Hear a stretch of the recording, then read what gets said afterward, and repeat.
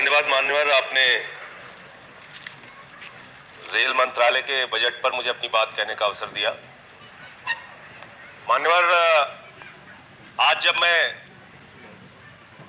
सदन में आ रहा था, बिहार के बहुत सारे लोग, नौजवान साथी घर पर मिलने आए और उन्होंने अपनी पीड़ा व्यक्त की। मान्यवर, 2019 में उन्होंने रेलवे भर्ती बोर्ड के द्वारा निकाली गई परीक्षा में प्रारंभिक परीक्षा पास कर ली, मुख्य परीक्षा पास कर ली, चिकित्सा की जांच पास कर ली और 2019 से लेकर आज तक 3 साल हो गए। मान्यवर, 8 से 10 हजार नौजवान ऐसे हैं जिनको नियुक्ति नहीं मिली, जिनको आज तक ज्वाइनिंग नहीं मिली। ये बेरोजगारों के प्रति आपका रवैया है, बहुत ही दुर्भाग्यपूर्ण और पीड़ादायक है।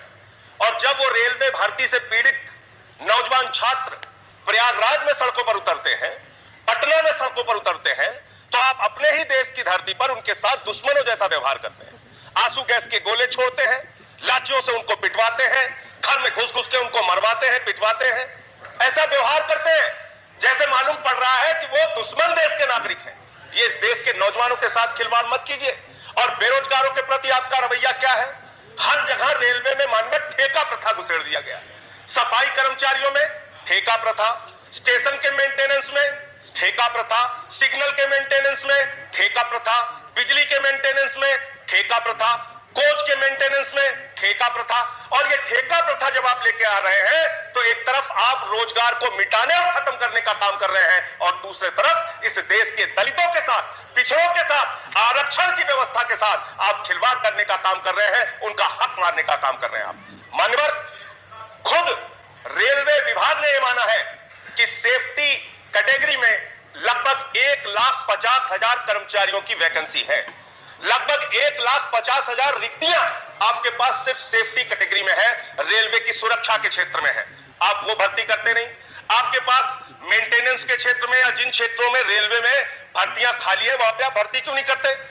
3 लाख भर्ती अगर रेलवे विभाग चाहे तो पक्की सरकारी कर्मचारियों की कर सकती है, लेकिन आपको पिछड़ों का हक मारना है, दलितों का हक मारना है, निजीकरण करना है, सरकारी व्यवस्था को खत्म करना है।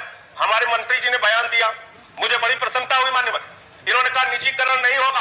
अब पता नहीं वित्त मंत्री और रेल मंत्री एक साथ बैठते हैं कि नहीं बैठते हैं, दोनों लोग आपस में चर्चा करते हैं कि नहीं करते हैं। वित्त मंत्री जी कहती हैं रेलवे की 26% संपत्तियां हम बेचेंगे, लगभग 1,50,000 करोड़ रुपए रेल की संपत्ति बेच के हम अर्जित करने का काम करेंगे। और मेरे पास तारीख है, 31,000 करोड़ रुपए की टेंडर इन्होंने निकाला, जिसमें से मात्र 7,200 करोड़ रुपए का इनको आय हुई, बाकी लोगों ने टेंडर में हिस्सा ही नहीं लिया। तो आप एक तरफ लोगों के बीच में तो ये कहते हैं कि हम निजीकरण नहीं करेंगे, लेकिन निजीकरण करने के लिए जितनी भी आप योजनाएं ला सकते हैं रेलवे के अंदर, वो लाने का काम करते हैं। दूसरी बात मान्यवर, मैं इनका पढ़ रहा था कि रेलवे में पिछले 5 वर्षों से लगातार आमदनी में कमी आ रही है। लगभग 7.8% इनकी आमदनी घटी है।